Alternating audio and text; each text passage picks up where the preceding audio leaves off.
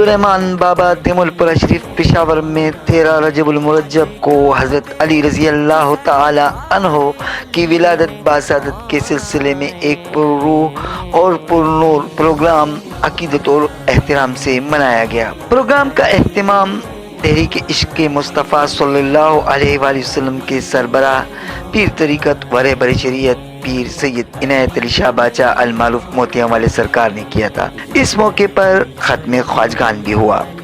ख़त्म के बाद लंगर का भी एहतमाम किया गया था। आए हुए बच्चों में पीर साहब ने नकदी तकसीम की।